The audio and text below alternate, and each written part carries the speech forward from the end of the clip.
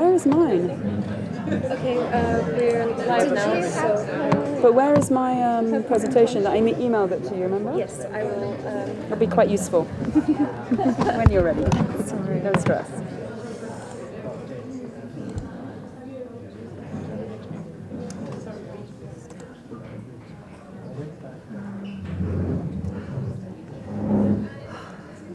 Where is it? Oh, I have it on a USB as well. Do you have it? Is that quicker? Yeah, could it be quicker? Okay, welcome everybody to the first seminar of the Education, Conflict and Emergencies seminar series for the academic year of 2017-2018. I apologize profusely for our late start today. There was a little bit of a clash in terms of the room bookings. We will be live streaming the event today, so just to warn all of you in the room, and also to apologize to people who are watching this event from home. Again, apologies for our slow start for today. We will be having a total of five seminars in this series for the year. The seminars are spearheaded by Dr. Tejendra Farali, who unfortunately couldn't be with us here today, but who sends his best wishes to all of you and thanks you for your being here. We tried to arrange for Dr. Farali to Skype in so that he could welcome you in person from Sussex, where he is currently working. But unfortunately, we couldn't get the Skype to work in this room. So today I have for you, without further ado, three absolutely excellent speakers, first of whom is going to be Mariana Goetz.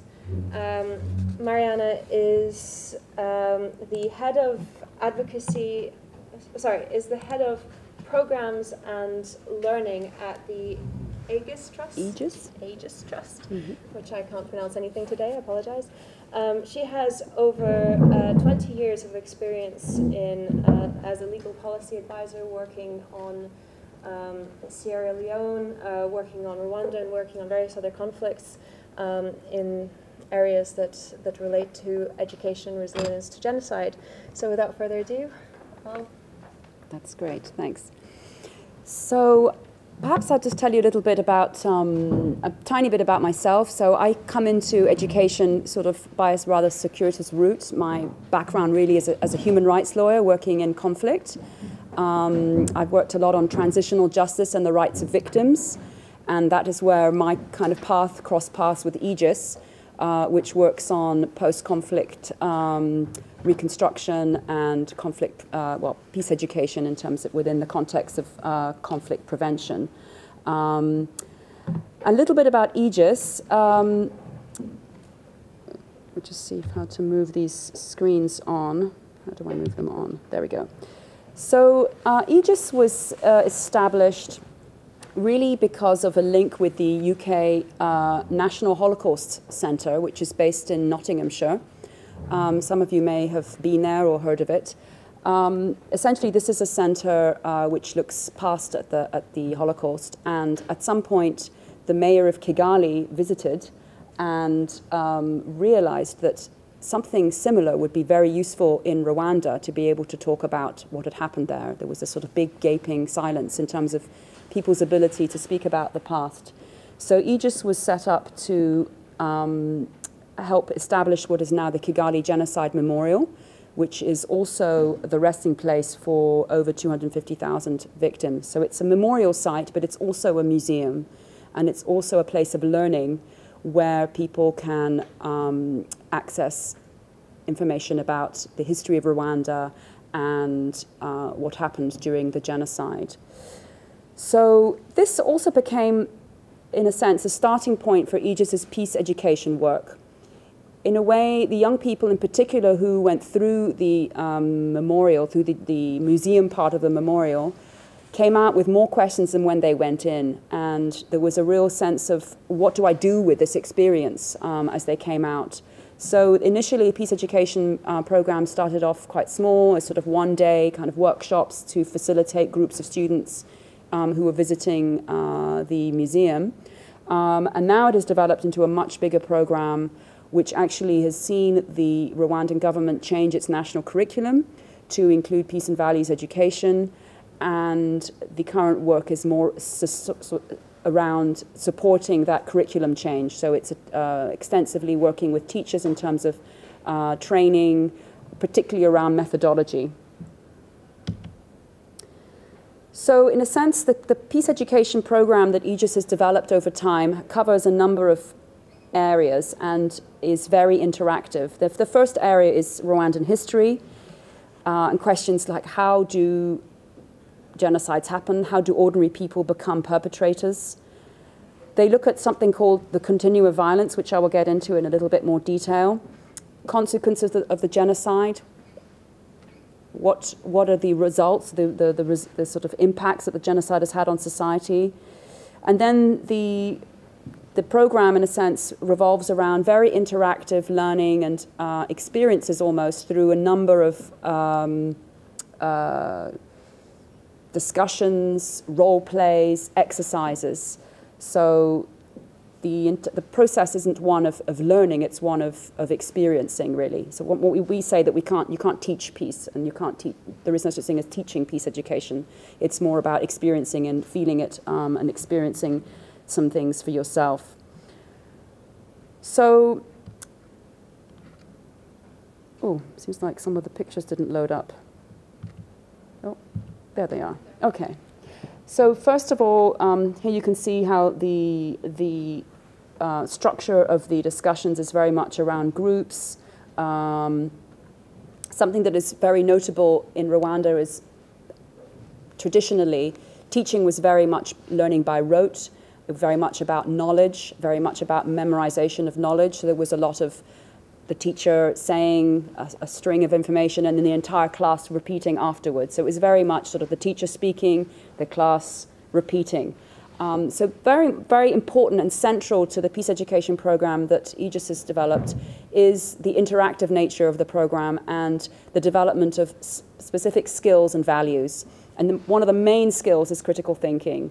And that really revolves around the ability for young people to be able to agree and disagree with each other, to be able to make up their own mind about what they think about different subjects, and to be able to express themselves, something which has hitherto been completely unknown in the Rwandan education system, where expressing your own views really wasn't required. So this is some of the changes that we've seen. So it's very exercise-based and group work, and also a number of exercises are also very personal as well. One of the really central parts to our theory of change, in a sense, is this idea of the continuum of violence. Now, this is a continuum that has been developed with a number of different academics, in particular Professor Erwin Staub, maybe you've heard of him. And it was developed in collaboration with another organization that we work closely with, which is Radio La Benevolencia, who started their work in former Yugoslavia. And essentially what the stages that you see here explain is a progression of dehumanization, which starts with increased insecurity at the very top. I don't know how well you can see. And this increasing security is essentially, the important component about it is that it's a worsening situation. So where you have, it's not necessarily about poverty, which is the way it has been interpreted in some ways in Rwanda, but it's about a worsening situation.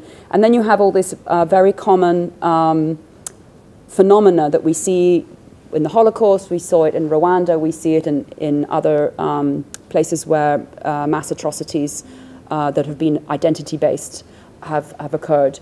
And these phenomena include things, what we call in-grouping, so a heightened sense of identity of your own group, out-grouping, where you suddenly see another group as an external group to your own in a more accentuated way. So there's then becomes more scapegoating and social polarization. So there's more of a kind of blaming of the other group. Even demonization would be the next step, where you blame the other group for all the ills of society. Say we might be able to look even at somewhere not so far from where we are in terms of looking at different contexts of where we might see some scale of this kind. So this continuum of violence is actually has been translated into Kinyarwanda and is used as a kind of teaching tool, and we find it very useful in the ability. The last picture here, you saw the students here are trying to organize in their own view how things happened in their own context in relation to this continuum. So it helps people order really things that have happened in their life or that happen around them, and also it can develop a sense of self-awareness as to one's own behavior and one's own attitudes, where you can sort of suddenly pick up on yourself even to see that maybe certain types of behaviors or attitudes might fall within this scale. I find it personally quite interesting, given the current context that we are going through globally in Europe, in the US. For me, since I've seen this continuum visually, it's become like implanted in my mind. And whenever something happens, I can kind of think how far down we are on this scale in terms of things that are happening. But we can maybe talk about that afterwards. So part of the experience really of this peace education, which is usually done in the form of a workshop that lasts either 3 to 5 days, I would say, depending on the group, is linking the past and the future. So it's what do we do now with this new knowledge about these different stages of dehumanization? Where has it left society? And of course, for young Rwandans, this is very, very poignant and relevant. How is it possible to have real peace after a genocide? So what we've done is we've tried to reverse that continuum and create the opposite. So what needs to happen in society when you started off with this scale which ends in complete dehumanization of the other? How then do you reverse that? And what does that actually mean in terms of human skills and values? So basically this continuum of benevolence, as we've called it, tries to create the reverse. So we start off with indifference at the very bottom, and we try and understand what steps we need to recreate humanity, recreate a humanization or a rehumanization of the other. So these are really the building blocks of what the peace education program that we run are trying to work with. So these different skills and values, which are all underpinned by critical thinking. So maybe I can just explain some of them because they weren't immediately evident to myself. So opening up is a very first step of just feeling maybe that you can actually even speak to someone that is very different to yourself, that you consider to be really other. Acceptance is the ability to accept even a smile from them or a gift or a friendly word, because that's the very first step, is that, normally you would kind of feel that this other person is so unhuman to yourself or different that there is some kind of barrier to being able to accept even anything. And then it builds up from there towards respect, empathy, and there are different types of empathy, cognitive, emotional, and response empathies are different types of empathy that we look at. Caring, the ability to give, and then connection, community, love, and peace, all going up on that scale. So here you can see there are some of the exercises are very individual. They're about individual learning, and this is a very important skill. And essentially, the theory that we are trying to work with is the idea that by supporting the development of skills and values, people, oops, some typos here, have strengthened ability to make positive choices and actions that contribute to peace, social cohesion, and resilience to genocide. So the question is, so we kind of have this sort of formula that we use, so critical thinking plus these positive values, which are the ones on that scale that go up. Do these ultimately amount to social cohesion or building social cohesion? And is that the same thing as building resilience to genocide? Are these the same things? Can we assume that if you have increased social cohesion? I think that was the lights. What's the light bulb going? Oh no, it's coming back. So the question is, these are all interesting questions that we're sort of putting out there to researchers, to the academic community. We are very interested in building evidence around peace education work, generally our work in particular, but trying to understand, how these things work, what these things mean. So, this is a formula that we've kind of put out there, but, in a sense, it would take a lot of research to really understand what these things really mean. It is an increased sense of social cohesion the same thing as resilience to identity-based violence? We kind of think it is, but it's not yet been answered. It's out there.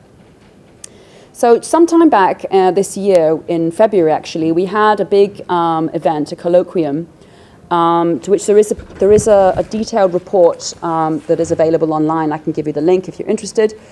And this colloquium brought together practitioners working in peace education, particularly in Africa, with academics, and it were 3 days of discussions and debates around different topics, including concepts, methodologies, different tools, and impact. And some of the lessons learned from this colloquium I thought would be interesting to share because it was such a rich debate, and I personally learned so much from it. So one of the first lessons is that building resilience against genocide requires critical thinking about the process of identity-based violence and its reversal.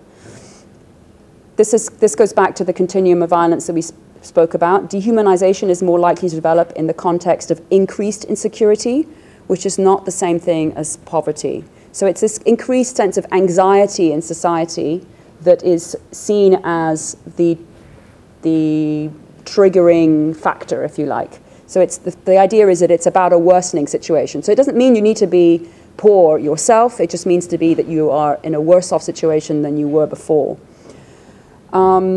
Key steps that need to be reversed, well, we talked about these, looking at the continuum of violence, in-grouping, out-grouping, hostility, etc. Erwin Staub actually participated in this colloquium himself through a video link.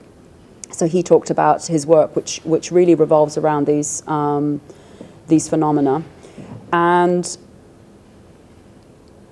also looking at long-term processes of reversal. So this is something that is also quite relevant in Rwanda, is that the needs of different groups need to be addressed. So in the long term, what happens if you have some groups who still feel aggrieved and that their grievances haven't been addressed and they continue to suffer trauma and anxiety in society for their own reasons? How does that play out over the long term? So here again, putting it out to the research community, there is a need for more longitudinal studies in this kind of area. So this is something that we would be interested to see more of as an organization working in this area. Other lessons learned, and this was very strongly pronounced at the colloquium by many of the African participants, was that one needs to build on local narratives of peace. And this is something that we often, presume that, peace education is something that comes from the North, and that we and the global North have all the answers.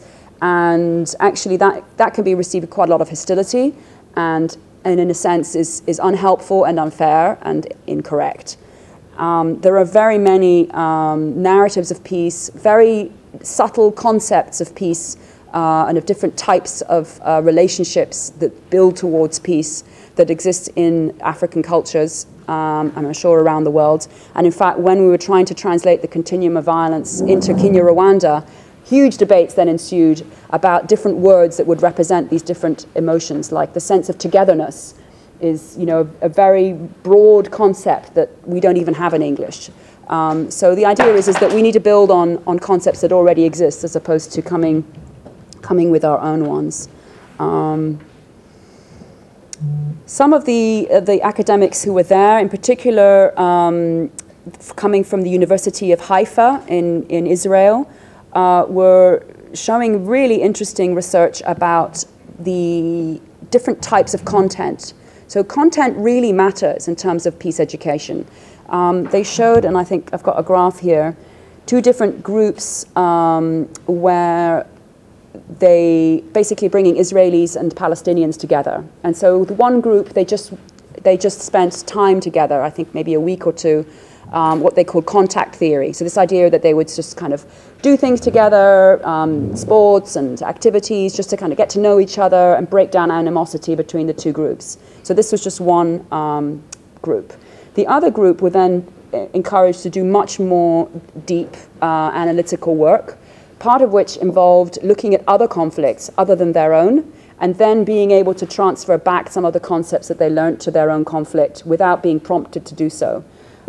They found that the second group here, you can see the one with the post-3 high score is the second group. And they found that the long-term impact of that group in terms of the measure here is mostly on different empathy scales, showed that this group really maintained and even increased their ability to empathize and put themselves cognitively in the position of the other than the other group when they returned to their kind of poisoned environments of hatred in their communities. So this was really to exemplify that content really matters, and so more research into what works and what doesn't, and the minutiae of different types of programs, I think, is a really interesting area. Other aspects of content, so looking both at emotional as well as cognitive aspects of empathy are really important.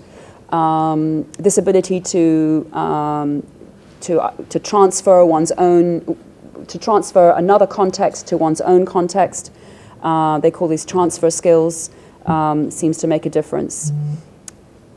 We also use storytelling as a methodology, and that also, I mean, there isn't any evidence to show what type of methodologies make a difference or not, but storytelling is something that's very appropriate in the African context, a very oral culture, and so we work a lot from testimony. So we use a lot stories of perpetrators, stories of survivors in terms of how their experience has been, and we use role models, stories of role models who have crossed lines and have done amazing things. So really remarkable individuals who have saved. There's a story, for instance, that we use a lot, the story of Grace, who is a young girl who saves, she's a Hutu, she saves a Tutsi baby whose mother has been killed and raises her as her own child. And she's only 10 herself at the time. So there's some amazing stories that we use that their live testimony and their kind of narrative testimonies we've created into a sort of mobile exhibition as ways of teaching or exemplifying critical thinking and all these different kinds of values so that the group can then discuss those values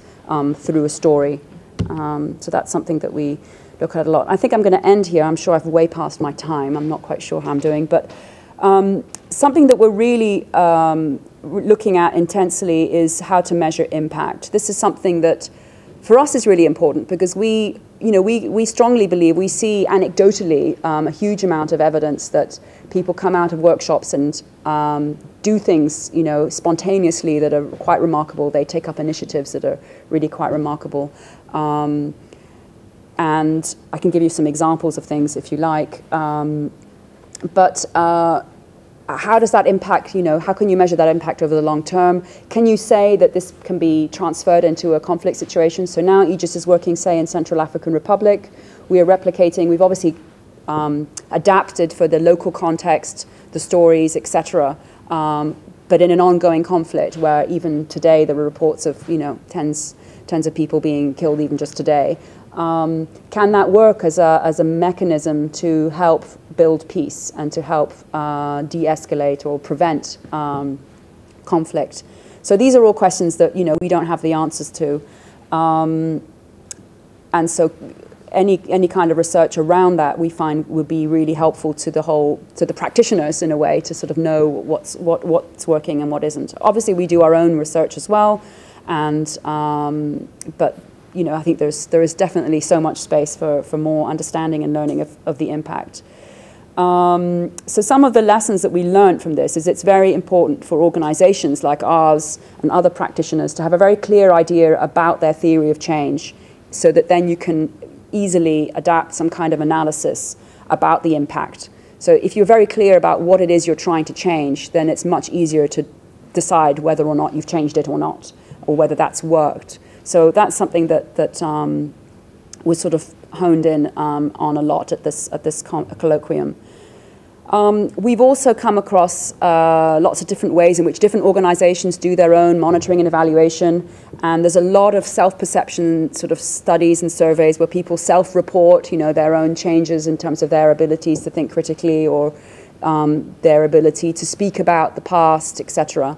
And we find that really subjective, that, you know, people really want to see themselves in the best light, so they will self-report, perhaps not in the accurate way. So we feel that that is perhaps not the best kind of evidence.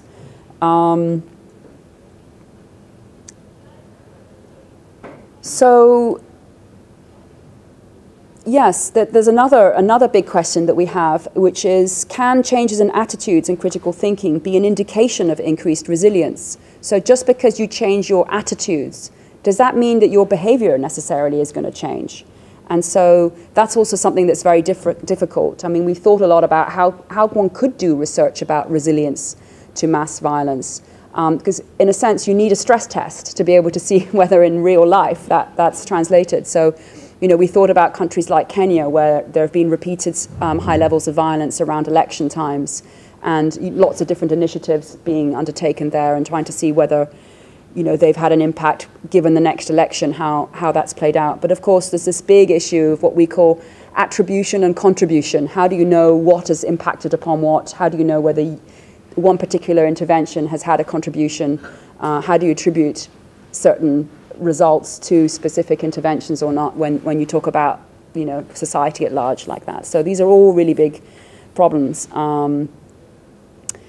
And finally, so Aegis is now piloting a survey. So we've developed a tool that we are now piloting, in particular with the help of Haggai Coopermintz, the academic whose table here I shared with you. And this is from a published journal that I've given the reference to there in case you want.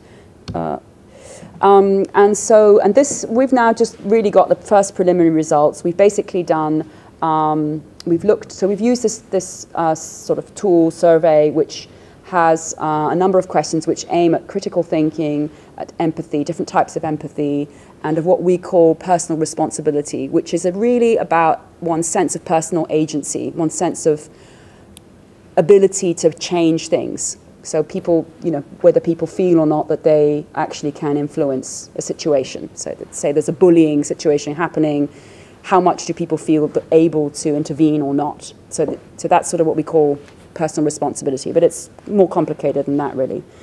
And what we've done is we've run this as a post-test on a control group of teachers. So we're working with teachers in particular, on a control group of teachers, on a group of teachers that we've worked with intensively over a number of years, but haven't worked with for over a year. So there's a kind of time gap there. And with teachers that we're working with currently, but haven't engaged with that much, though they are the kind of highest level of teachers in Rwanda. They're the sort of master teacher trainers at the national level. And interestingly, the tool seems to work. We're still trying to, you know, validate it. But interestingly, the group that we thought would be on top, which was the highest level of teachers, who are the most respected teachers in the country, if you like, came out slightly underneath the group of teachers who we'd been working with over a very long period of time. So I think that's quite an interesting indication for us, at least, that you know, follow-up work, repeat work, long-term work really pays off. And yeah, and they were both, I mean, they were sort of neck to neck, and then the control group was quite significantly in a different place. So that showed some positive results for us, though it's still very early days. And that's from me. Thank you. Thank you very much.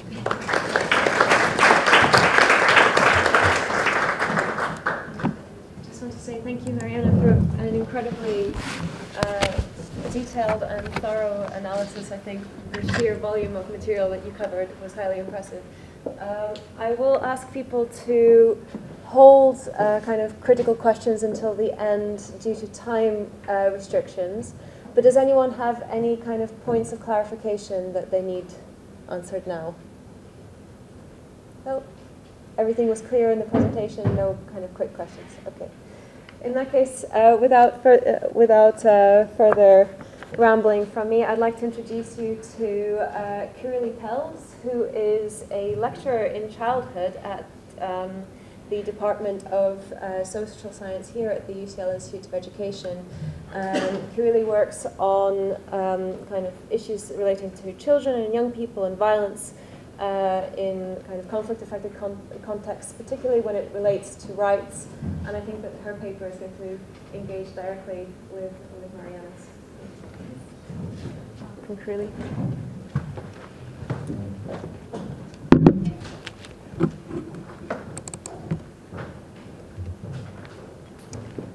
Thank you very much. I've been working in and on Rwanda for over 10 years now, and that's how I first encountered the work of the Aegis Trust and what they were doing in Rwanda. And then last year I was asked to undertake an independent evaluation of part of the work that they're doing. So what I'm going to talk about tonight is some of the findings from this research that will link back to what Mariana was talking about in the first presentation. And I'm going to be not just talking about the work in Rwanda, but some of the work that Aegis has been looking to do in going beyond Rwanda, taking the learning from the Rwandan context, and then activities undertaken in the Central African Republic, in CAR, in Kenya and South Sudan. So over the last 3 years, as I was saying, Aegis has been developing a regional strategy, so looking beyond the Rwandan context, building on the learning from Rwanda. And this has been very much an organic approach that's developed in response to local demand. So in response to people who are experiencing conflict now. So this is not a formal program as such. So what I'm going to be talking about is a broad collection of activities that fall under what I'm going to refer to as the Changemaker program, but it's not a kind of a coherent program as such, because it's developed in response to the different conditions, different demands of people. But core to the strategy has been exchange visits. So exchange visits between the three countries and Rwanda. And these visits have involved leaders, civil society, religious leaders, and young people. And the aim of the exchange visits is to stimulate locally led peace-building efforts and trying to support people working for peace in these contexts. And when participants came to Rwanda, they visited the Kigali Genocide Memorial, other genocide sites, to learn about what happened in 1994 with the Rwandan genocide, but also critically about what's happened since, and both local and national initiatives for peace building.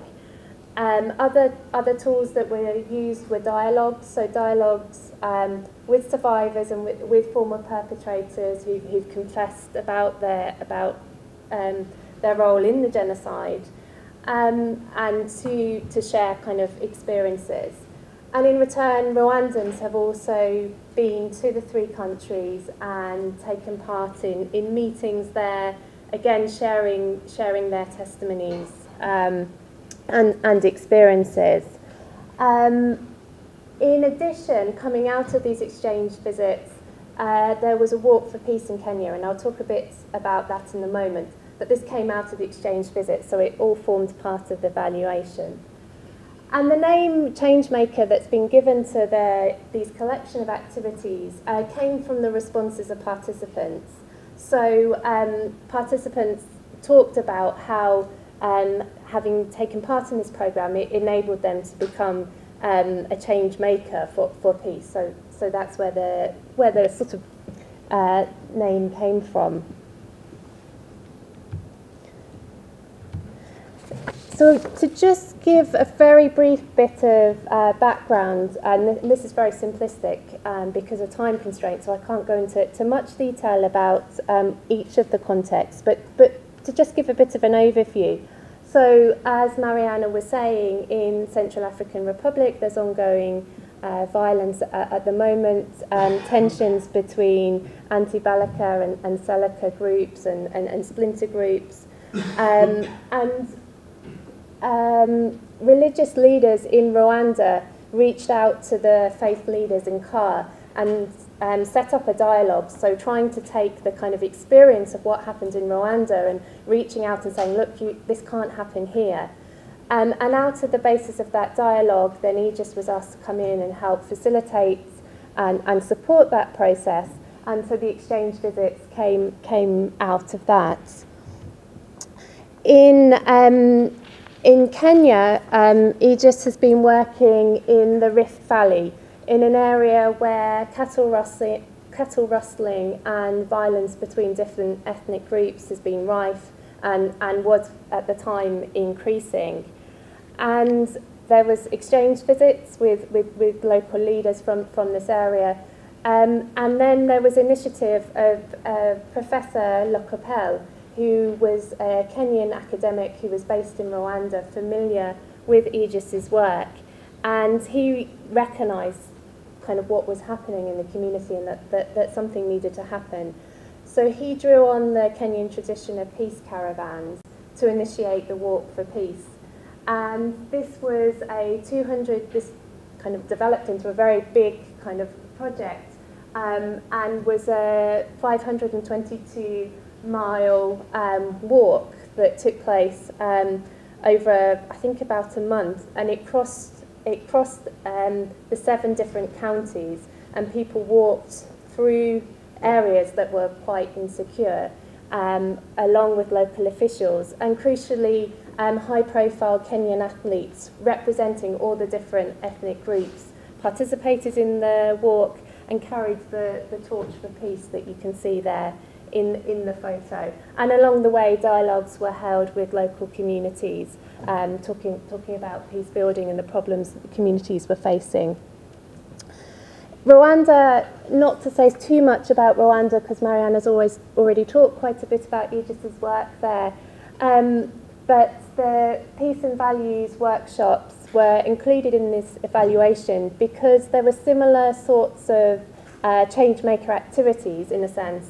Students were coming and taking part in the workshops, but then we wanted to try and understand, well, what did they do when they went back to their communities? What happened as a result of having participated in the workshops?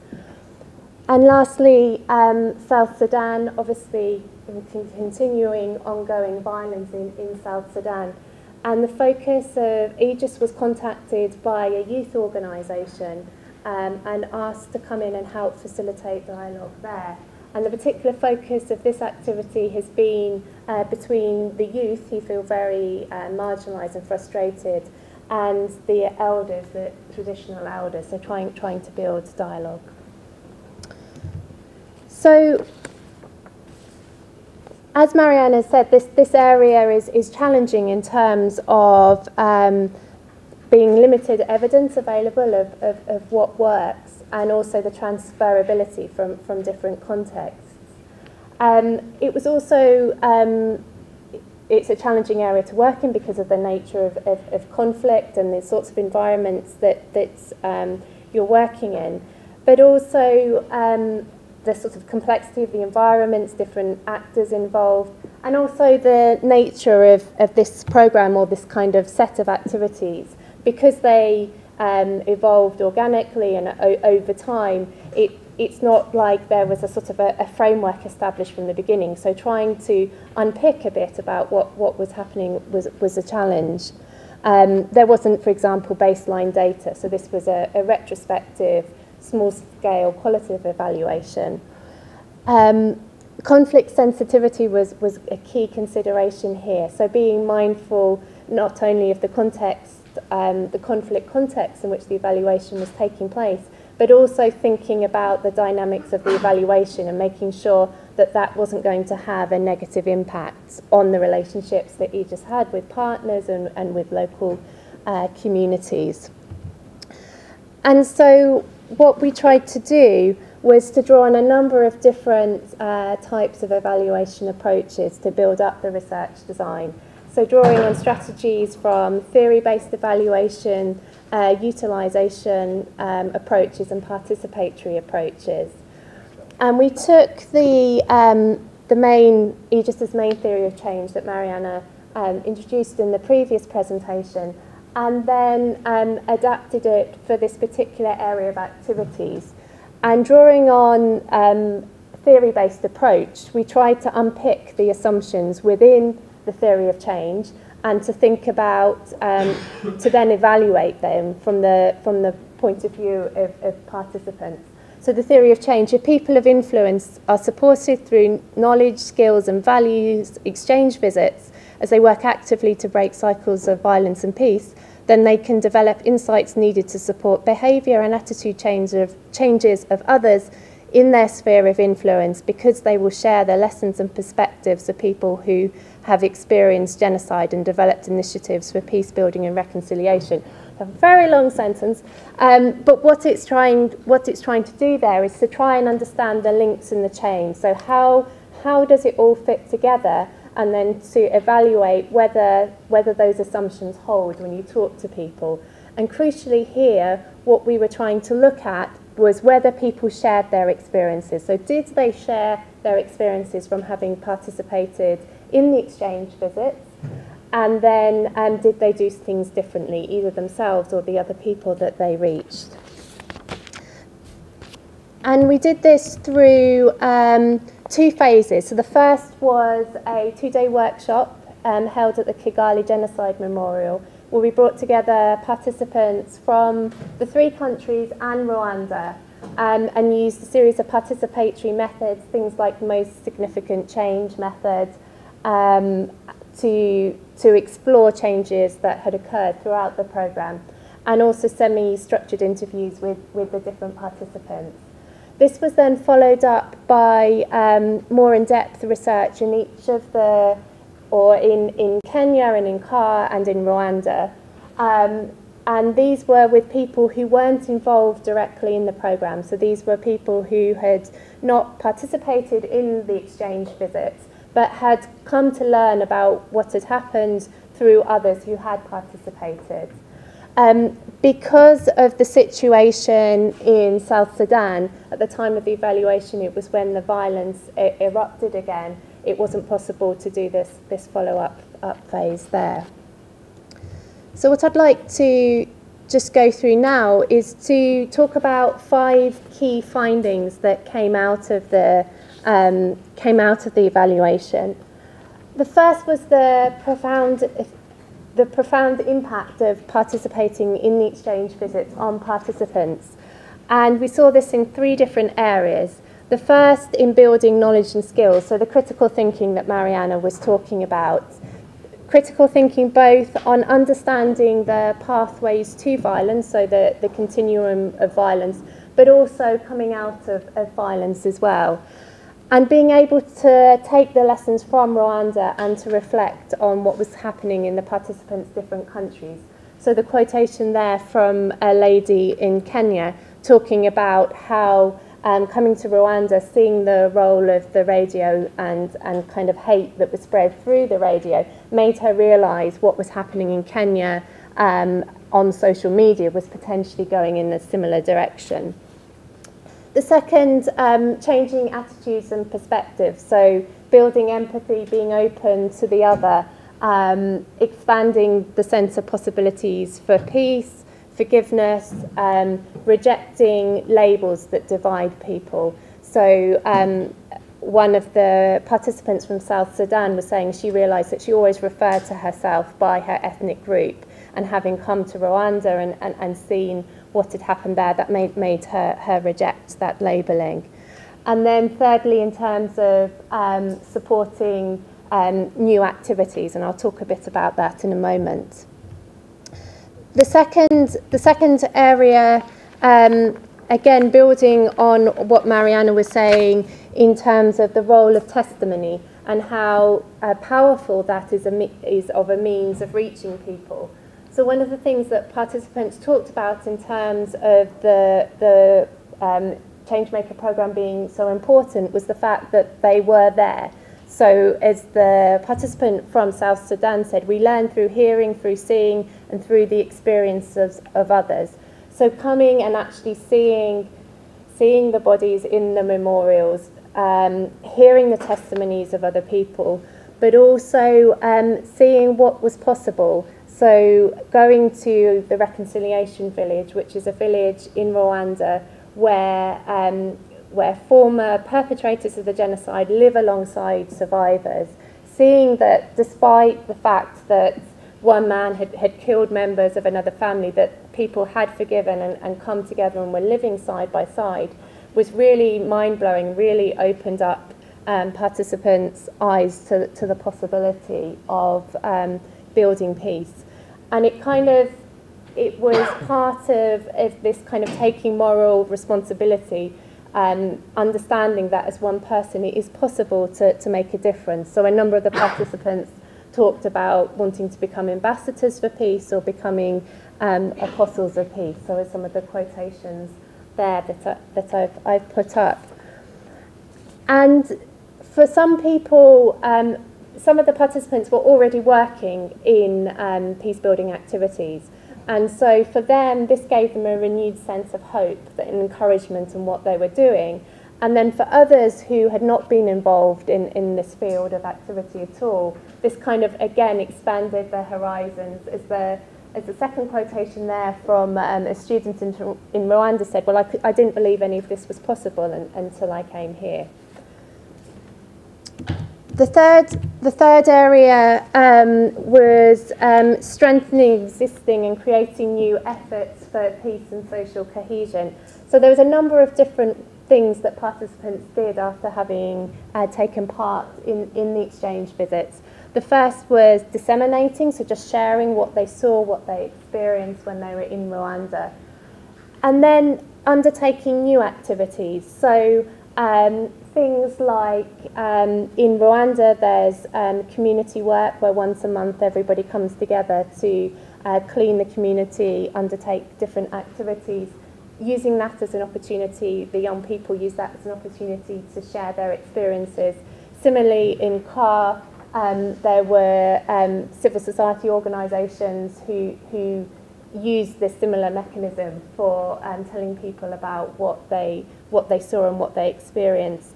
But also trying to establish new projects. So in CAR, creating a space where different faith groups could come together. Or in Kenya, following the Walk for Peace, the elders talked about how it has opened up a space for them to come together and try and solve problems. Previously, they had less contact, but now they could come together and talk about what was happening there.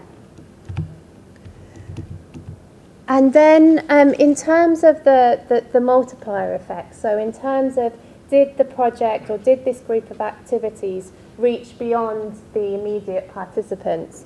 So as I explained in the second phase of the research, we talked to people, or the researchers that I was working with talked to people who hadn't been directly involved.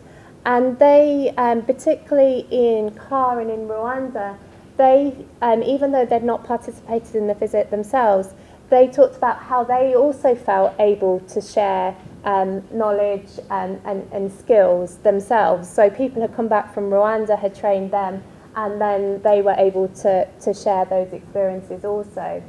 And I think perhaps even more kind of profound was others being challenged as well in their own attitudes and perspectives. So the quotation that I have there is from a mother of one of the young people who attended the workshops at the Kigali Genocide Memorial. And she had not been able to forgive the people who had killed her husband, but her daughter had come and shared with her what she'd seen and what she'd heard, and then sort of fruit was able to gradually open up, and as Mariana was saying, the kind of the continuum of kind of towards peace and forgiveness.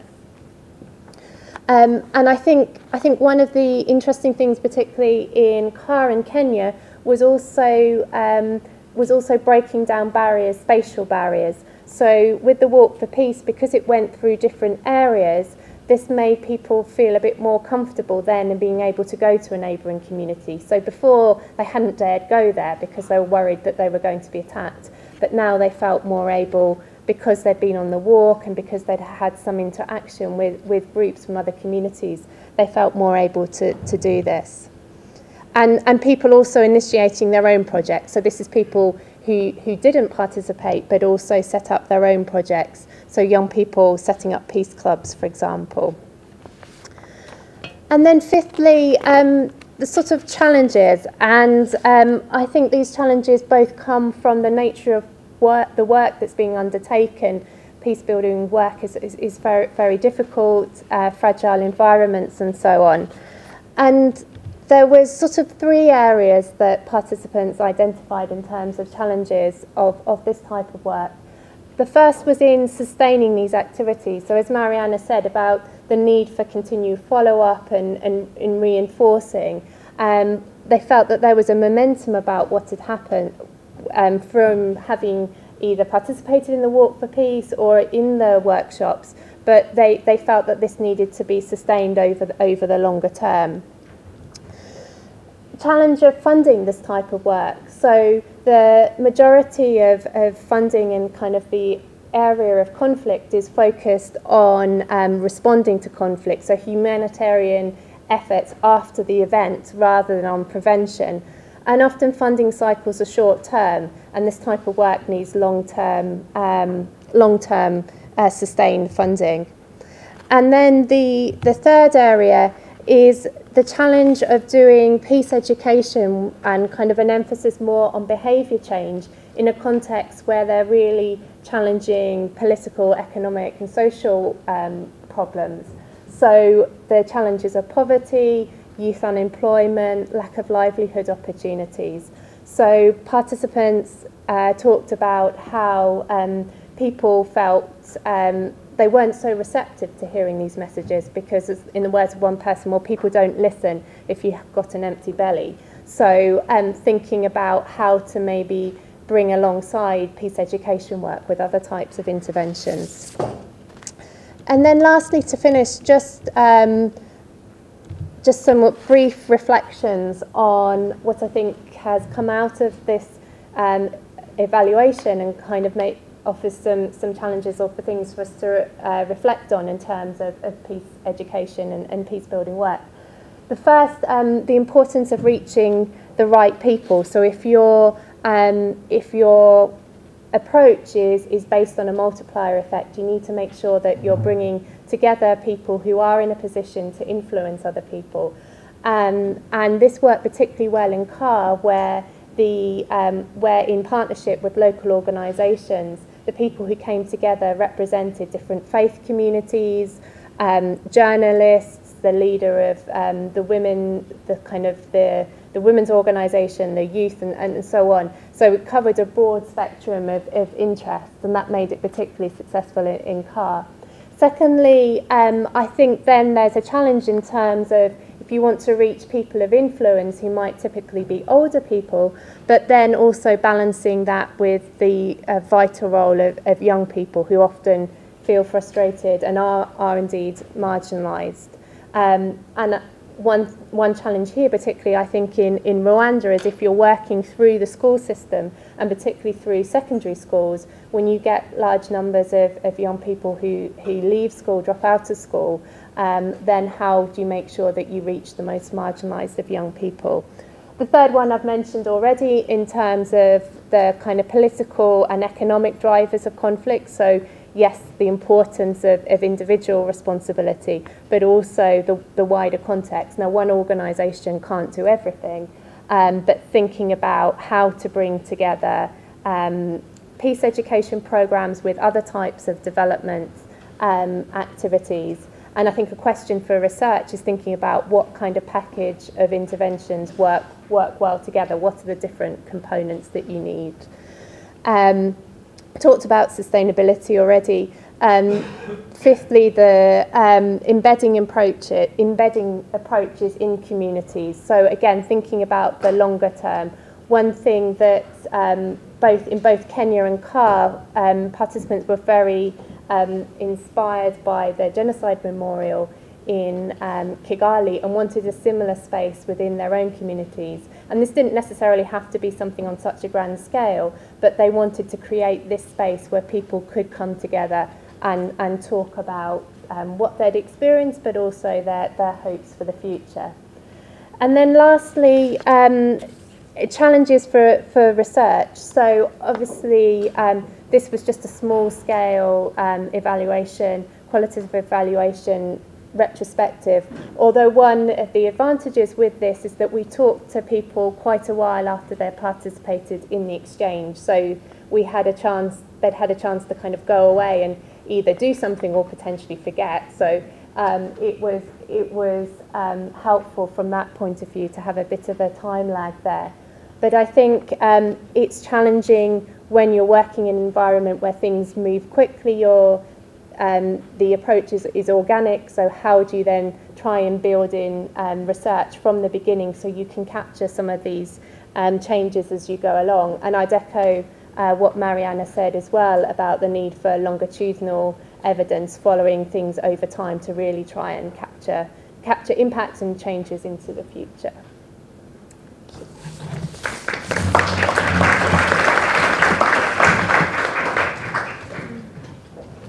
Thank you very much for that. Again, any quick questions of clarification for that presentation before we move on to our final speaker? Yes? Yeah, I just wanted to clarify, was it one project across 4 countries, or was it a regional project? I didn't quite understand. So, Mariana will correct me if I'm wrong, it was a part of a regional strategy.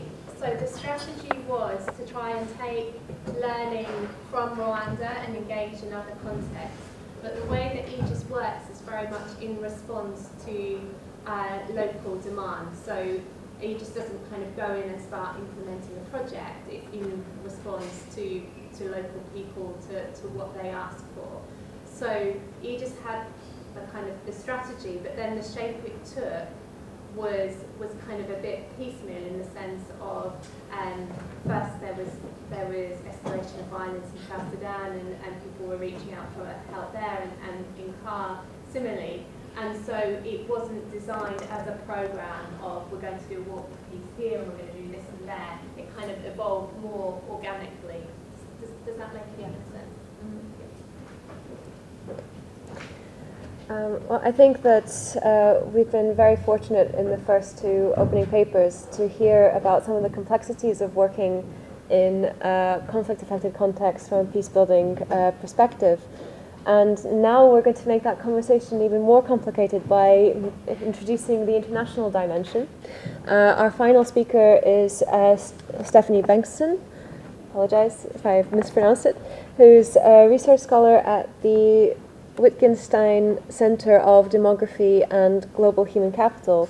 And Stephanie herself comes from a mixed Swedish and Zimbabwean background, which has led to her kind of lifelong pursuit of merging research that engages with the first and third world to look at kind of some of the overlapping and competing parallel challenges between directly conflict-affected fields and elsewhere. So I will hand on to Stephanie.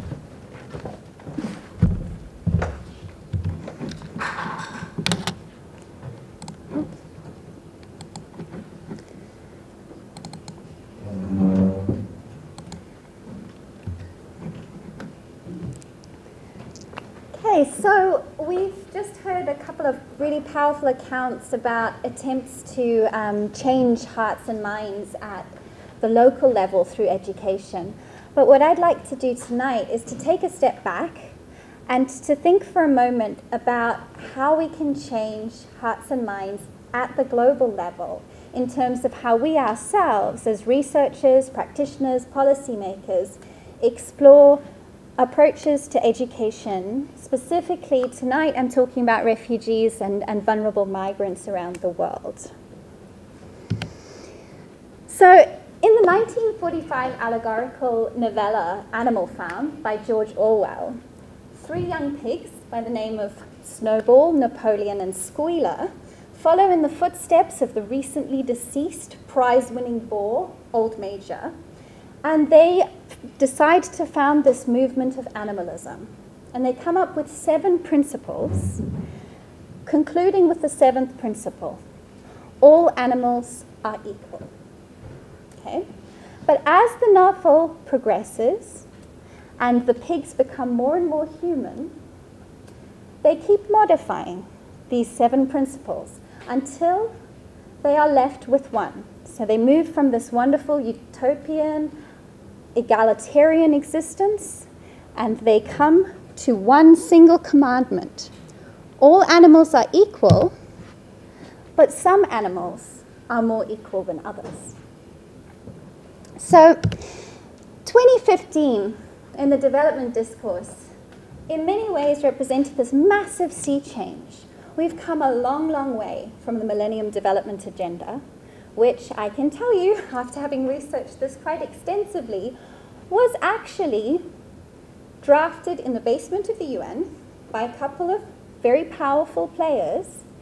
And despite the fact that it talked about being an agenda for all peoples, was very much based on a text that had been drafted by the OECD Development Assistance Committee, looking at how to do development in so-called developing countries. They identified themselves very strongly as external partners who were going to help these other developing countries move along as the progression goes. So for many people, when the Sustainable Development Goals came along, the SDGs came along, this was such a welcome change. Not only did it actually involve discussions, real discussions, among various member states of the UN, and there were battles between the different groups, but there was also a much more promising discourse around the development project truly being global in nature. So the SDGs, 17 SDGs, were presented with this framing document called Transforming Our World. And there's some pretty exciting, nice language in there. So in the preamble itself, it talks about a revitalized global partnership for sustainable development based on a spirit of global solidarity and making a special requirement that what we need to do is focus on the poorest and most vulnerable, and everybody needs to participate. So this is a really, really massive change in terms of the discourse. And it continues, right? There's an elaboration. Article 25 talks about the SDGs and targets being integrated and indivisible, but global in nature and universally applicable.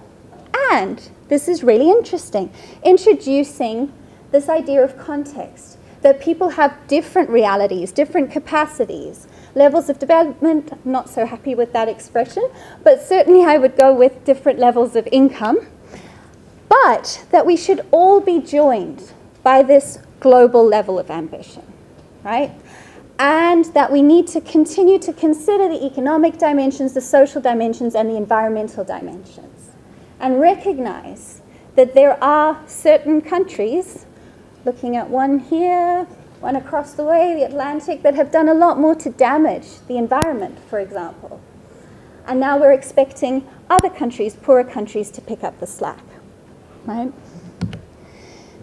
Now, specifically in terms of education, this framing document says that we need to make sure that all people, irrespective of all of these things, including migrants, should have access to lifelong learning opportunities. So not just primary school, which was the obsession of the development community for many years, but that they should be assisted in acquiring the knowledge and skills needed to participate fully in society.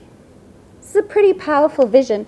And they have this wonderful term, which I work with a bunch of demographers now. So to actually refer to education as helping our countries to reap the demographic dividend. And in this way, we're trying to center the school and have this school lead to cohesive communities and families. So what we've got here is a wonderful, wonderful language, a positive global policy space emerging. And in 2016, the various member states of the UN met and they agreed on the New York Declaration on Refugees and Migrants, which picks up a lot of this language. They talk about a humane, sensitive, compassionate, and people-centered approach. And not just for refugees and migrants. And this is the kicker. You're seeing this a lot more in development discourse, recognizing countries' varying capacities and resources to respond, which is really, really important. We also saw this in the Education Agenda 2030, which is pretty much a carbon copy of SDG 4. This was agreed at Incheon. And they talk about the importance of better coordinated national, regional, and global responses. And they talk about a collective responsibility, right? And they actually frame this in positive terms, seeing that all people, particularly refugees, internally displaced children, they have a right to education, but it has been compromised. And these are the children who are the keys to a secure and sustainable future. And their education matters for us all. So what we're dealing with here is we've got a really, really positive policy space that's emerged. But I would say we have to be really, really cautious about how excited we get about this.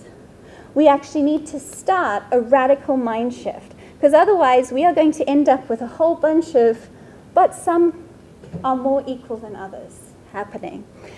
So what I'd like to suggest to you today is that we need to think about 4 different channels for this mind shift. The first thing we need to do is we need to unpack oversimplified models of the refugee experience. Recent research by Mary Mendenhall over in the US and her colleagues, they've done a global study looking at refugees, and they found that actually the camp-based refugees is now a minority experience. In fact, most refugees are what we call now urban refugees. They're living in cities, they're living in towns. They're not in this more easily bounded setting. But there's also a context of place and time.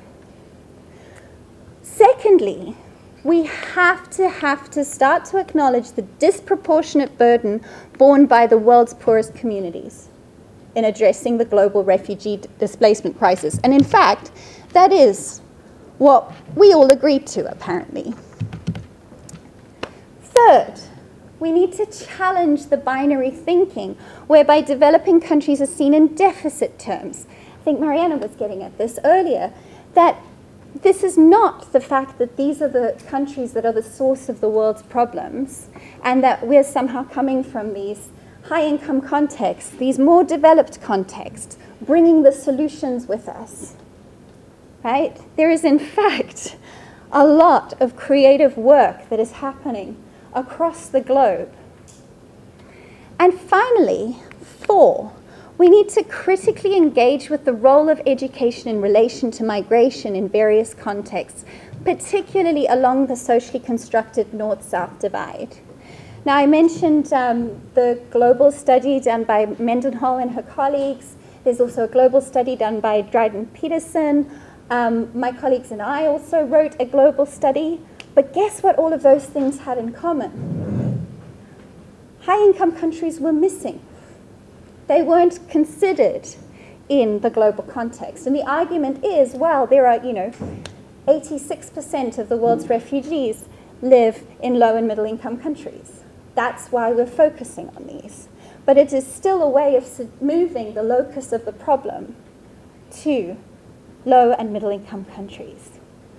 So we'll talk about these in a little bit more detail as we go through.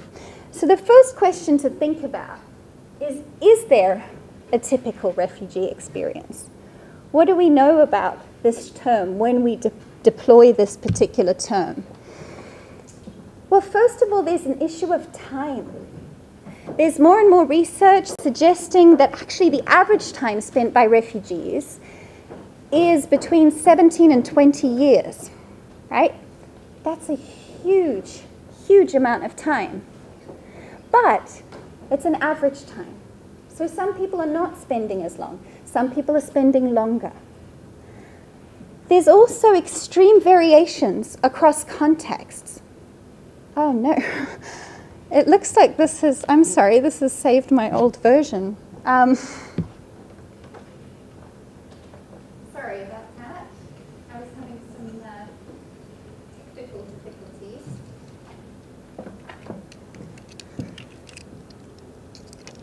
Oh,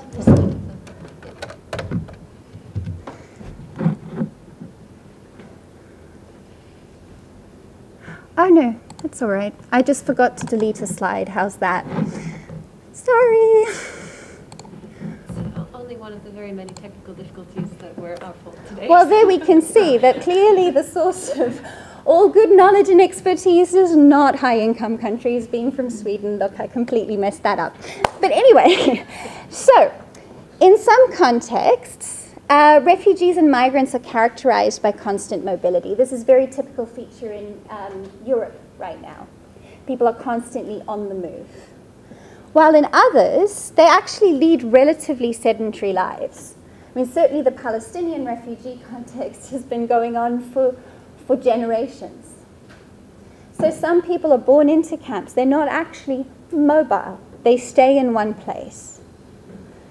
We've got some oft-cited figures here from UNHCR. I think I have this tattooed in my brain that primary school figures, 1 out of every 2 refugees has access to primary school. 1 out of every 4 has access to secondary school. And in higher education, it's 1 out of 100. So we've got a big focus here, a big drive of thinking about, well, how do we provide education for these groups?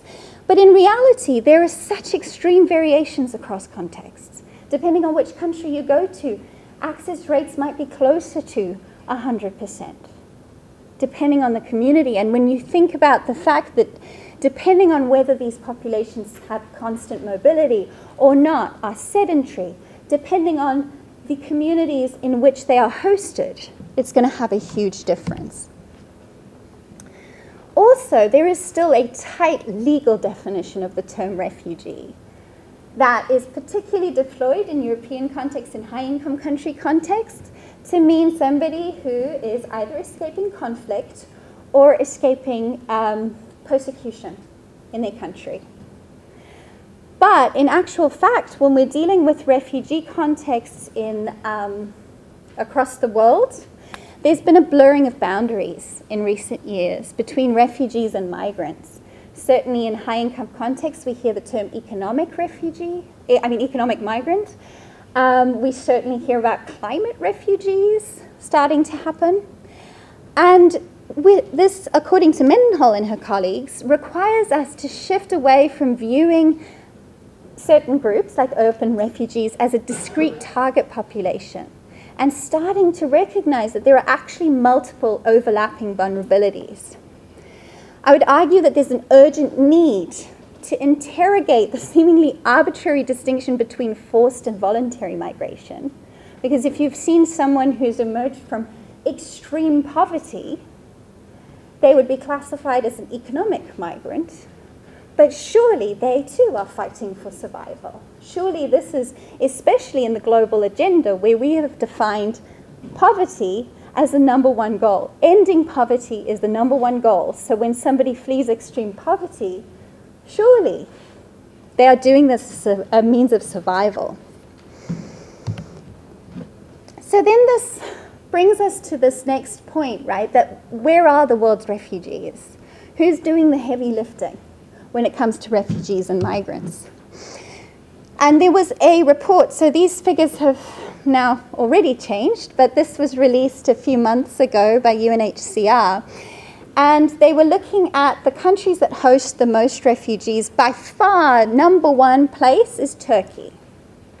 And I think many of you might know that the EU pays Turkey a lot of money to keep refugees away from Europe. So it's a very interesting sort of dynamic that we've got there. But certainly, when we think about in terms of population, again, we're seeing Lebanon with a population of 6 million hosting 1.5 million refugees, and Jordan with a population of 7.5 million hosting 2.75 million refugees. Now, in terms of the most refugees relative to GDP, you've got quite a terrifying picture, I would say. I mean, this would have changed a bit now with South Sudan, the crisis in South Sudan. But certainly, if you look at those GDP per capita and consider how many refugees these countries are hosting, you can start to see that it's the world's poorest communities that really are doing the heavy lifting here. So if we do a little compare and contrast exercise, the number of refugees and migrants entering the EU from 2015 to present is approximately 1.45 million. EU's population is approximately 743.1 million. Maybe that will change next year, right? No? And EU's GDP per capita is approximately $37,800 US compared to that, right? What we've heard a lot, I've just come from Austria, which is where I'm based. We have immigration is talked about in very negative terms. We've just elected a very conservative leader. And constantly this message is being transmitted about, do we really have the capacity to cope? Our systems, we have to take care of our own citizens because we can't possibly take in more people. We've heard terms like a swarm used on social media by politicians talking about a tidal wave, when in actual fact, the real picture is something quite different. This has resulted also in this idea that we need to protect Fortress Europe. According to a recent report, Europe spent over 17 billion euros in 2 years trying to reduce refugee and migrant numbers. And 1.7 billion of that was inside Europe on border controls. Right? A recent investigation from Ireland revealed that many NGOs in the UK have been implicated in the government's efforts to pressure asylum seekers to return home voluntarily. So you can imagine where all of this budget could be going. I'm sure there's a lot of education practitioners in this room who would love to have that kind of a budget to work with on education projects. But it's not happening because these long-term needs for social cohesion, for integration, are superseded by these short-term needs, perceived needs of keeping people out because we don't have enough. So then we move on to considering who is actually welcome to move to high-income countries. Who do we want here, right? And the answer is a bit sad. This is a report from the ILO using 2013 data. And there we see that actually, if we look at migrant workers, so these are the productive members of our society, right? These are the ones who are contributing to society in economic terms. 74.7% are in high-income countries. So the world's labor force, in terms of migrant laborers, are working to benefit the economies of high-income countries. So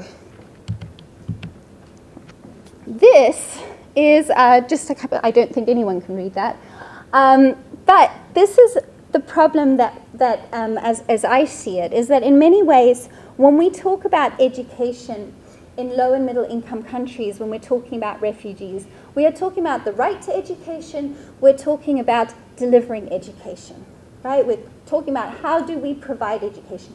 How do we make sure that 1 out of every 2 refugees is a statistic that we've left behind and that everybody has access to primary education?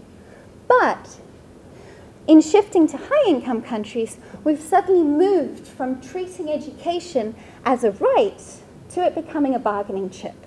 So what we've got at the top there is from the Skilled Immigration's points test that you can take if you want to move to Australia.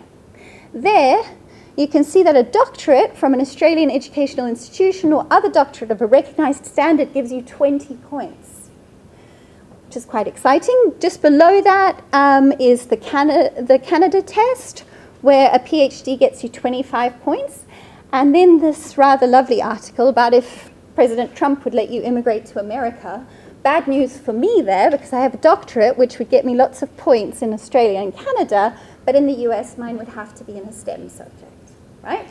So we've got this sudden thing where your education is, it's not about how do we get this person education, it's how can that person bring their education to contribute to us.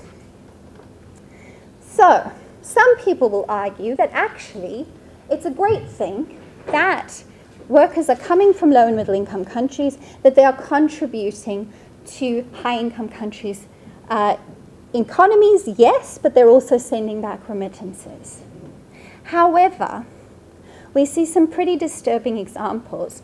So here in Britain, there are a number of agreements with Commonwealth countries, something that's called anti-poaching, right? Which basically says you can't go to a low and middle income country or a Commonwealth country and say, come work for us. Here, teacher, you come work for us. Or here, you know, doctor, come work for us, right? That's against the rules.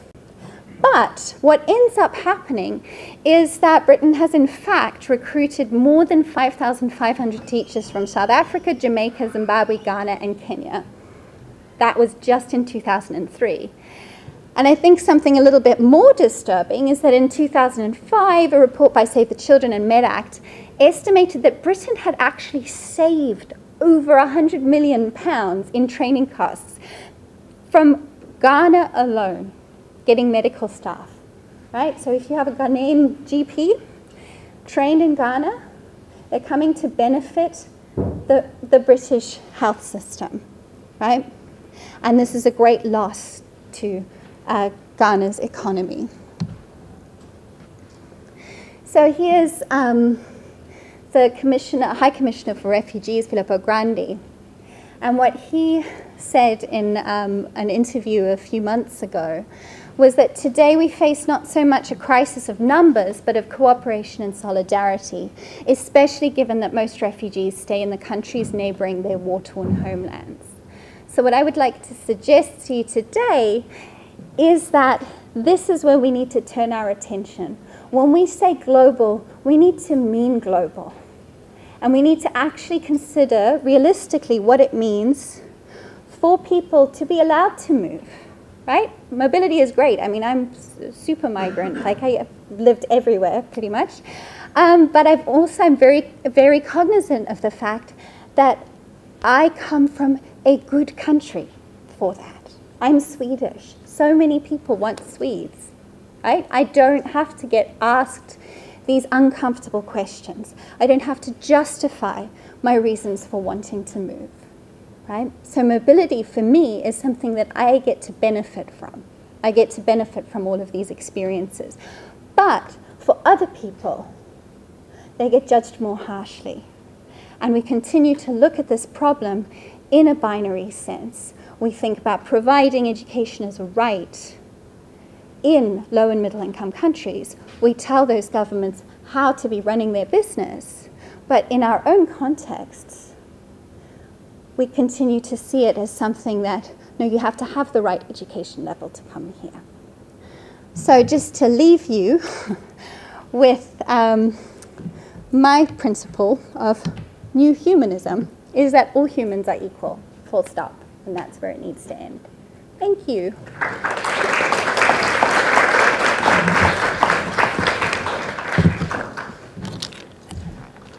Oh, and sorry about the hiccups. Thank you very much, Stephanie, for wonderfully rounding up all of our papers for today. I think that building on that point, I would like to go back to our very first paper, Mariana's, and this idea of empathy and indifference. And where does, and how do we think of empathy, and how do we think of indifference, and how do we think of these concepts in a conflict-affected kind of context? How do we think of these concepts in a global context? And then how do we go about ensuring that our kind of examples of best practice in conflict-affected states are not just purely applied from a perspective of here are Western practitioners with Western funding and Western money coming in and providing their interpretations of best solutions, but actually taking critical approaches to all of these ideas, thinking critically about our own role and the way in which that we contribute to some of these challenges. I would normally offer a longer reflection, except that we are running very short on time today. I would say that all three speakers have mentioned the issue of measurement and methods and the complexities associated with measuring and some of these concepts. And that to me seems like a perfect opportunity to promote our next seminar, which will be on the 30th of November, which is specifically on power and myth in evidence and construction of evidence in conflict-affected context from an educational standpoint. And that will be in this room again on the 30th of November. But with that, do we have any questions from the audience for our three speakers? Yeah. Yeah, I have three questions. Well, three comments from the last speaker. The first one is when you spoke about the MDGs, you spoke about how they were basically written in the basement of the UN. What changed in the UN from the MDGs to SDGs? Like, what changed the way that they were looking at the third world or developing countries? So that's my first question. And then you said something about when you were talking about the mind shift, you said the burden is on the first countries in terms of the refugee crisis. I don't know. I feel like there's room for debate on that because coming from a third world country, that coming from Libya, basically, where there's a huge migrant crisis at the moment, and looking at the way the media perceives it, at least there, because obviously I'm not on the ground, it seems like the West welcomes refugees and gives them good services and a good opportunity at life, whereas developing countries don't want refugees, but they're kind of just forced upon them. So if you look at Lebanon, refugees aren't really welcome. They're left at the border with Syria. It's basically, it's sold as if UNHCR is just providing all the services, and UNHCR is basically the West. So I just wanted to get your comments on that. And then my final comment is related to that. Just wanted to ask you how you see the image of refugees in terms of how they're portrayed in the north and then in the south. There's obviously a different image because the image I have coming from the south is, refugees are all heading to the west. But this is just a new game right now are completely opposite. I just wanted to see what Okay, sure. Thanks. Great questions. So I think in terms of what changed between the MDGs and the SDGs is actually, I think it was a change that had actually started before the MDGs. So if you look at the development discourse, you see a lot of power imbalance. If you look back, the development project in its origins, sort of in the 1940s and 50s, was very much driven by US efforts to support reconstruction in Europe. That was when the World Bank was founded and these international financial institutions. So initially it was very much tied with economics. So economic development was the sort of name of the game. And so people were looking for sort of numbers. A lot of it was tied up with how do you measure things. There were a lot of economists who were doing studies in the sort of 80s and 90s. We started seeing that there was a high rate of primary education that was considered to be higher than for other levels of education. So then suddenly that became kind of a priority. And because I think that's where the money was, you actually did have a lot of critical voices coming. For example, UNESCO. They have been talking about lifelong learning for decades. There's been a group of a couple of well-behaving donors, a couple of good sort of INGOs who do talk about these things, but they just haven't had the sort of money behind them.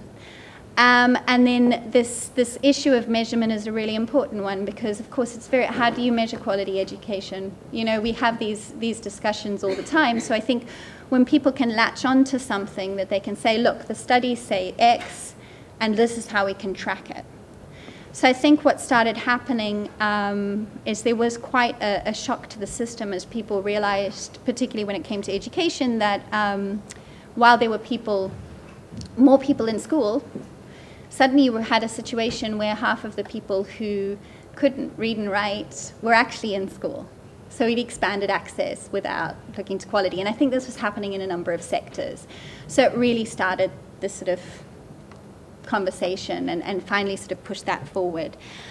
In terms of your second point, I think it's an interesting one, because in terms of if you are actually legally defined as a refugee in high-income contexts, then I think you are. In a number of countries, you do have access to quality services, and you, depending on which community you're in, you're treated in a sort of more positive way. But I think part of the issue that I'm sort of addressing is, yeah, I realize that wherever you go in the world, you're going to have people who have negative views of people coming in. But when you're dealing with figures, I think a few weeks ago I heard that it was something like 1,200 people arriving in Uganda a day, you know, and that is a huge difference. If you're struggling, you really legitimately are struggling, you're a poor country, and you really are trying to give education to numerous people. So I think the point, I'm not saying that, you know, it's perfect in low and middle income countries, but the idea that, you know, a number of countries, high income countries, are saying, oh no, but, you know, we just don't have the capacity. And I think the other thing that ends up happening is that it's like poorer countries have no choice but to also deal with people who aren't legally given refugee status, because they'll stay, right? So they have to do something about it.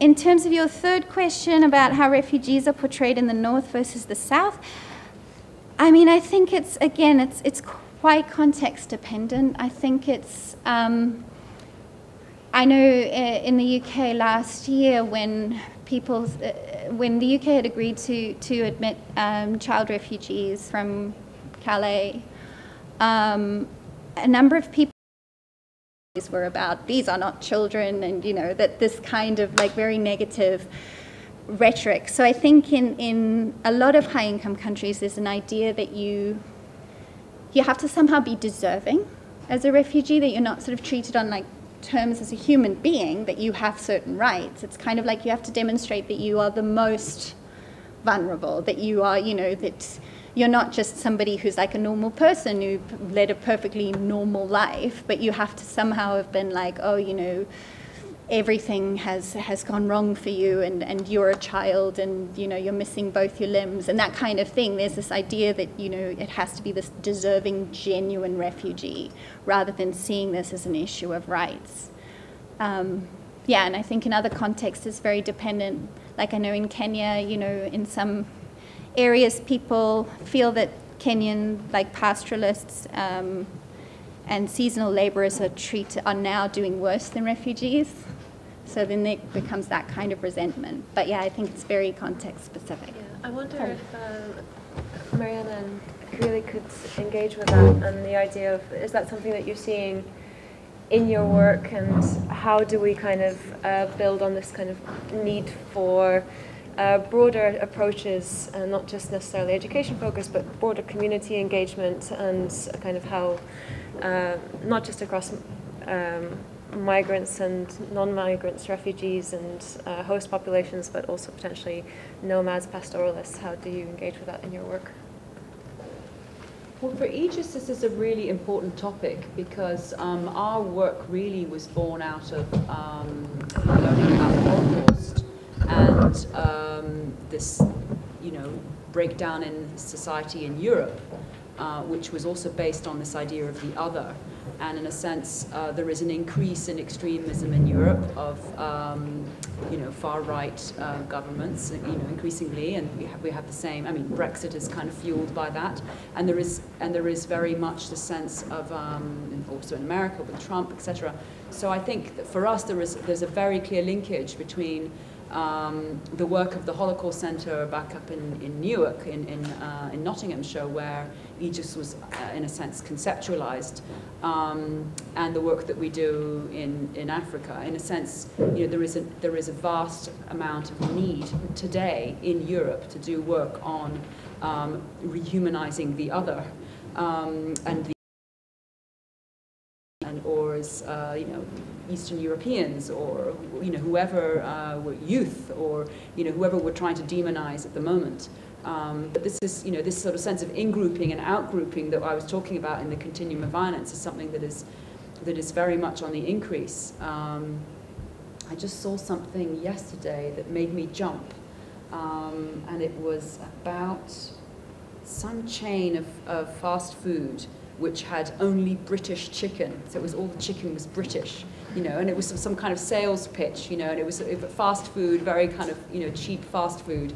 And you sort of saw that it was like, you know, building on these, that's an in-grouping, that's a sign of in-grouping, you know, we're going to eat our own British chicken, and it's a sense of heightened British identity against the other. I mean, what's wrong with other chicken? I mean, I'd much rather eat a happy, you know, farm-fed chicken than, you know, a battery chicken that might be British. I mean, from where it comes from is irrelevant, really. But it says those are all examples, and you see them everywhere, you know, of increased kind of sense of identities that are on the increase. So I think there are lots of linkages between what we're talking about when, you know, we talk about the issues of migrants and refugees and how those are understood, and the need to bring this kind of education into schools here in the UK to understand inclusivity and to build values and critical thinking about, you know, the global humanity that we are. So yeah, it's important. In fact, we have big strategic discussions as to whether we should do more work in the UK at the moment. In fact, yeah. Two questions, I think. I had a question about the scale of benevolence that you described, and also the wider concept of peace building. How do you apply that in a context where there isn't recognition of genocide? There's no reconciliation per se, as in the example of Armenia. So I'm Armenian, even though I grew up in Jordan. And also, how do you go, moving on to the notion of displacement and migrants and refugees, even though Armenians in Jordan have lived there for many decades and consider themselves Jordanians, although ethnically Armenian like myself, how does that then translate into the treatment of displaced people within your discourse?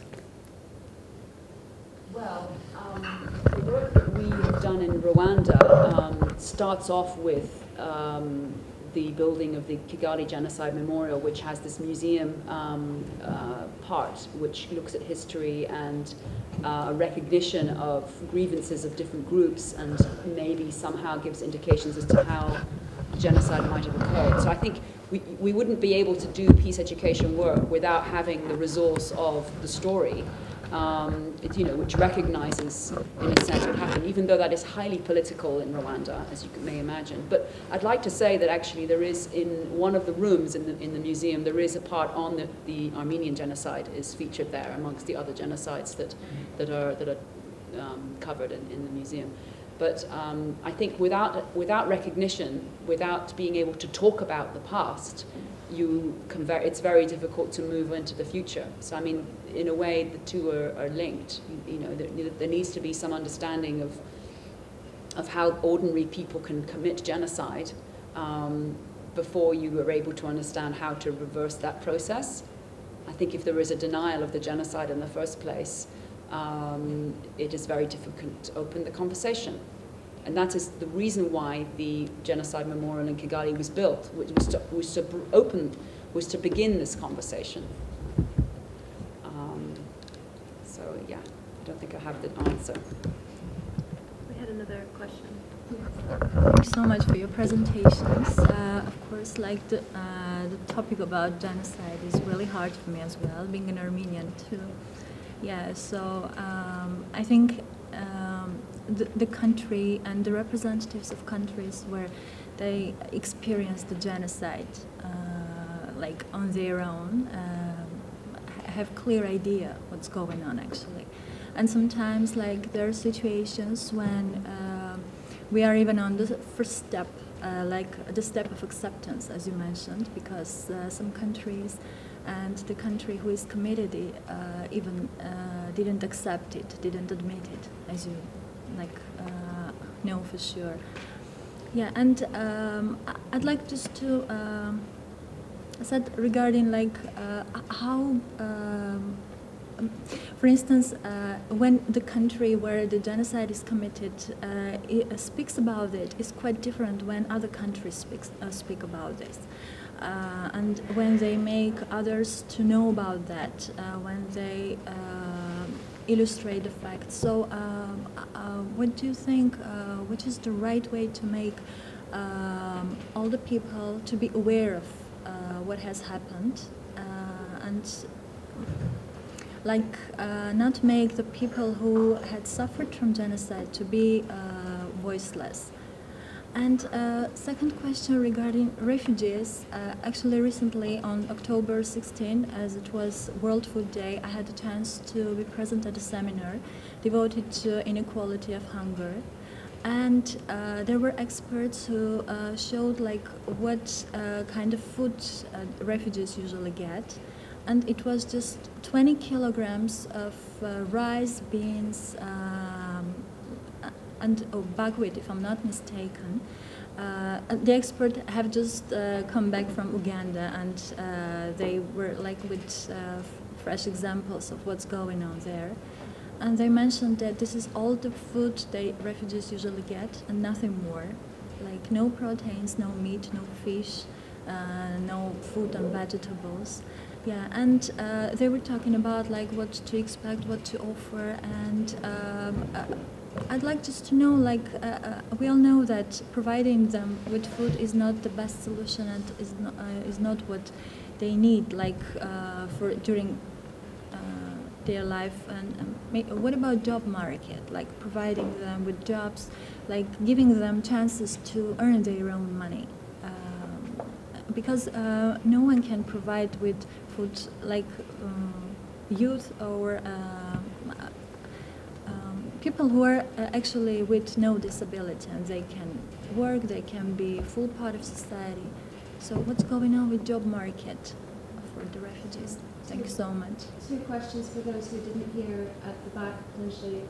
One to do with genocide representation and how to give voices back to the voiceless. I imagine from both a country-specific context and from a more global perspective. And the other, how to open up new pathways for refugee empowerment and kind of for people to take control over their own income and needs. Well, I think the first question I can perhaps answer. I mean, I think it's quite linked to what I was saying earlier. The way in which the Aegis Trust has tried to work is really by, first of all, collecting testimonies from people. So this was the first step of the work, which is really about building a narrative of different perspectives, because histories are diverse. You know, there isn't one truth about what happened. There is a variety of truths, a variety of stories that can build a history. And so collecting testimony, and nowadays it's so easy with the mobile technology that we have to do that kind of work. For instance, if it's not possible to build a physical memorial place or place which stories can be visualized on panels or explained, you know, one could use also an online archive of testimonies about what has happened. So we also have a Genocide Archive of Rwanda is one of the projects that we run in Rwanda, which includes all the testimonies that Aegis has collected over the years. Those then are used as part of our teaching programs and other work that is done. But the starting point really has been to collect the testimonies, also because that's something also that I know the Holocaust Centre in Nottingham does as well, in terms of, especially when a genocide has happened quite a long time ago, people who actually had witnessed what happened may be elderly, and so that might be, you know, it might be quite critical and timely to do that. So I know that this is something also that was talked about, for instance, when there was quite a lot of coverage this summer about partition in India and Pakistan, and what effectively was mass violence that took place in the aftermath of partition, and how little, you know, how little memorialization has happened around that. There isn't some kind of museum that talks about partition that is on the border where, you know, the stories of the both sides can be shared or anything like that. And it's only now, many years later, that people are beginning to come out with really the awful things that happened. So I think collecting testimonies is a really useful and important way to build at least a narrative of what happened and allow other people to learn from that. I think in terms of refugees, you pick up on a really, really important issue here. And I think the first thing is that when it comes to issues around labour market, issues around access to education, educational opportunity, this is across the board quite bad.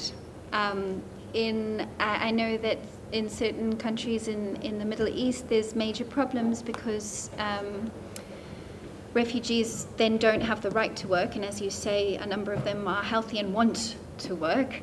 And so there's some recent research that suggests that this has led to an increase in sort of child trafficking, sort of, you know, marrying off children, not out of any sort of horrendous motive, but because, you know, there are very few opportunities available. So that I think there's increasing visibility of that kind of problem. But then when you look at the European context, one of the things that a lot of people assume that acquiring refugee status is a good way to securing access to certain rights. But unfortunately, in many countries, there are long asylum processes, right, during which in some countries there are restrictions on how much you can do. You're not allowed to access certain educational opportunities. You're not allowed to access the labour market or anything. And then, of course, your community is going to have more trouble accepting you because you look like you're lazy and you're not doing anything, right? As much as you might want to do that. In Sweden, there's been issues around children who've been integrated into schools and they're loving it and they're doing well and they're community, you know, part of the community, and then their asylum claim has fallen through, and so then they're supposed to get up and go.